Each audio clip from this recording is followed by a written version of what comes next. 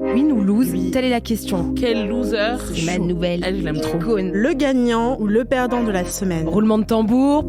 Tu commences par quoi? Un gagnant, un perdant, une loseuse? Je pense que pour remonter un petit peu le moral des troupes, je vais commencer par une winner. Et pour moi, cette semaine, c'est Isia Higelin. Donc, c'est une chanteuse. Et elle est visée par une enquête pour provocation publique à commettre un crime ou un délit. Alors son crime, c'est que pendant un concert au festival Les Nuits Guitare à Beaulieu-sur-Mer, c'est donc dans les Alpes-Maritimes, le 6 juillet dernier, et la chanteuse elle a tenu des propos anti-Macron, anti-président. Et donc voilà. Chose voilà qu'on a le droit de faire normalement dans un pays libre. Alors en gros, je t'explique un petit peu la scène. Donc elle était sur scène justement, et entre deux chansons, elle a improvisé une histoire. Et cette histoire, elle avait pour personnages principaux Brigitte et Emmanuel Macron, et donc elle disait: je le connais, quelle coquine celui-là, ce qui serait bien, je pense, ce que le peuple veut, ce dont le peuple a envie, c'est qu'on m'accroche à 20 mètres du sol, telle une piñata humaine géante, et qu'on soit tous ici présents munis d'énormes battes avec des clous au bout, comme dans Clockwork Orange. Donc là, elle se met dans la peau de Macron. Et là, on le ferait descendre, et on aurait tous notre batte avec nos petits clous, et dans un feu de Bengale de joie, de chair vive et de sang, on le foutrait à terre, mais gentiment, tu vois. Bon, alors voilà, c'est des propos... C'est un peu un remake de Pendez les Blancs, quoi. Genre. Voilà, exactement, la chanson. Et donc à la fin, elle a rajouté: je vois déjà le gros titre de Nice Matin demain, Isia appelle au meurtre de Macron, et elle ne croyait pas si bien dire. C'était une petite prémonition droit dans le mille, puisqu'il n'a même pas fallu attendre en fait le lendemain. À la sortie de son concert, il y avait des gendarmes qui l'attendaient et qui sont venus l'interpeller, et le lendemain, il y a une enquête qui a été ouverte. Donc c'est la première fois, je pense, que la justice est aussi rapide. Et on connaît la lenteur de la justice française. Exactement, mais pas pour tout le monde visiblement. Et il y avait un concert qui était prévu dans les Hauts-de-France et qui a été annulé pour cette raison. Et il y a notamment plusieurs villes qui ont banni complètement l'artiste, donc Isia, dont la ville de Marcq-en-Barœul. Et le maire de cette ville, Bernard Gérard, ce bon vieux Gérard, a déclaré: ces propos d'une grande violence m'ont profondément choqué. Ils indignent l'ensemble des Marquois, comme tous ceux qui sont attachés aux valeurs de la République. Alors moi, j'aimerais bien que ces propos indignent autant que les meurtriers d'adolescents arabes et leur cagnotte à 1 million. Mais bon. 1,6 million, c'est pareil. Ah ouais, merci pour la précision. Encore plus déprimant.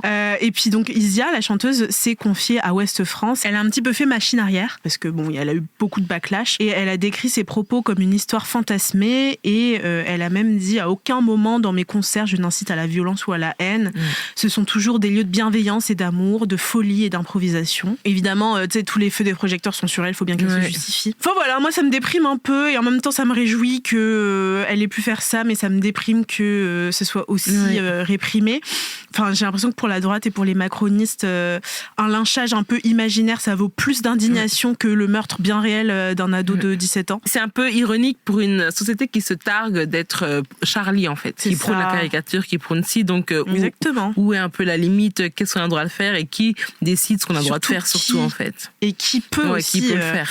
Qui peut le faire. Et tu sais, c'est le genre de personne aussi qui dit tout le temps oui, faut séparer l'artiste de l'art quand il s'agit de défendre des pédocriminels ou alors des hommes violents. Mais là, c'est une jeune femme qui critique le pouvoir en place, et du coup, elle mérite complètement d'être cancel selon eux. Donc, c'est un win et en même temps un lose. Donc, je sais pas si tu veux enchaîner peut-être sur un loser. Oui, moi, c'est un loser. En fait, c'est des losers.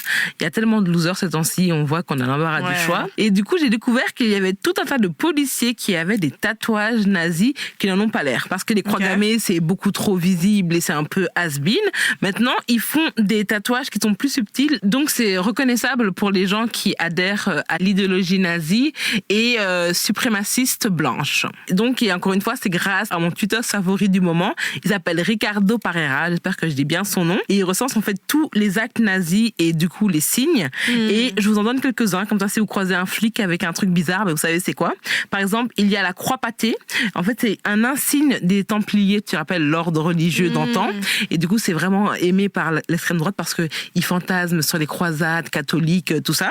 Ouais. Il y a par exemple aussi le Valknut, je sais pas comment on dit, c'est une culture nordique et du coup c'est comme une sorte de 3 triangles encerclés et du coup en fait c'est un signe païen et donc c'est vraiment parce que eux ils veulent en fait c'est plus le côté violent de la culture païenne, la culture nordique 100% blanche qui les fait bander, si on peut dire, je sais pas si je peux dire bander. Il y a aussi des chiffres comme le chiffre 88 en fait qui veut dire SS parce qu'en fait quand on prend l'alphabet en arrière, le S c'est la 8e lettre donc il tatoue 88 pour SS donc les forces hitlériennes de l'époque. Et il y a aussi un autre chiffre comme le 14 qui veut dire 14 mots et les 14 mots c'est nous devons préserver l'existence de notre peuple et l'avenir des enfants blancs et donc ça c'est un signe le 14 qui est très utilisé par les suprématistes blancs américains et qui est repris un peu de plus en plus en France. Donc il y a tout un tas de signes que vous pouvez connaître et reconnaître parce que je trouve que c'est bien de savoir qu'un flic qui nous aborde est néo-nazi ou pas. Et donc allez voir tous les signes, c'est pas important, sur le site indextreme.fr. Mais c'est hyper tiré par les cheveux le truc du chiffre 14. Mais c'est trop dingue. Waouh, ok. C'est trop dingue. Il y a 14 et aussi ils prennent aussi des grands chiffres. Il y a plein de signes historiques qui reprennent et du coup maintenant c'est des symboles nazis, néo-nazis et suprématistes blancs. Super, merci. Ambiance. Est-ce que tu veux un peu cheer up l'ambiance ou pas du tout? Non, pas du tout, je vais enfoncer l'ambiance. Du coup, je voulais parler, comme loser de la semaine, des booms de répression policière. On va encore parler de la police ici. Et des comparutions immédiates. En fait, je sais pas si tu as vu, mais il y a eu vraiment une recrudescence de tout ça. Le gouvernement serre un petit peu les vis. En fait, depuis le meurtre de Naël et les révoltes qui ont suivi, évidemment, il y a les violences policières habituelles. On commence à connaître la chanson à l'encontre des manifestantes. Et en plus de ça, il y a des répressions et des violences par le biais de la justice. Donc, je vais vous expliquer un petit peu. Il y a quelques jours, le tribunal administratif de Cergy-Pontoise avait interdit la marche pour Adama Traoré. Et en marge de cette manifestation qui a quand même eu lieu, il y a plusieurs personnes, par exemple, qui ont été interpellées et qui ont reçu des amendes de 135 € pour avoir porté un t-shirt en soutien au mouvement. Donc c'est le t-shirt Justice pour Adama. Et donc en fait, j'avais vu cette info-là et j'ai voulu creuser et je me suis rendu compte qu'il y avait de plus en plus d'arrestations vraiment pas justifiées, d'amendes et de comparutions immédiates. Et il y a le média Urbania, qui est un très bon média, qui en a parlé dans un post sur Instagram. En fait, on s'aperçoit que les tribunaux ont jugé en comparution immédiate des centaines de personnes qui ont participé aux révoltes suite à la mort de Naël et qui ont été donc placées en garde à vue et déféré au parquet en moins de 2 jours. Donc c'est hyper rapide. La comparution immédiate, pour celles et ceux qui ne savent pas, c'est une procédure du coup, comme je le disais, super rapide qui permet de juger des affaires en quelques minutes. Donc c'est vraiment pas top. En général, c'est des sentences hyper lourdes parce que pas le temps quoi. Pas le temps de se défendre.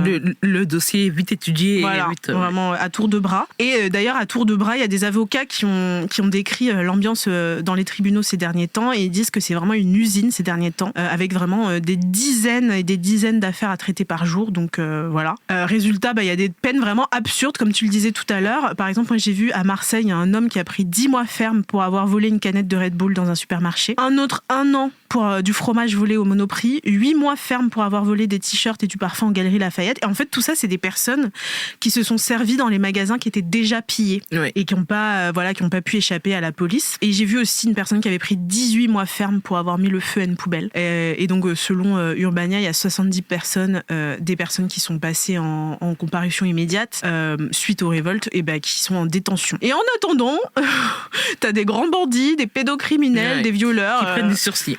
Oui, qui ont rien. Dans le gouvernement, t'as des gens qui sont tout simplement libres et ça me fait bouillonner. Du fromage et une canette de Red Bull, tu prends du ferme.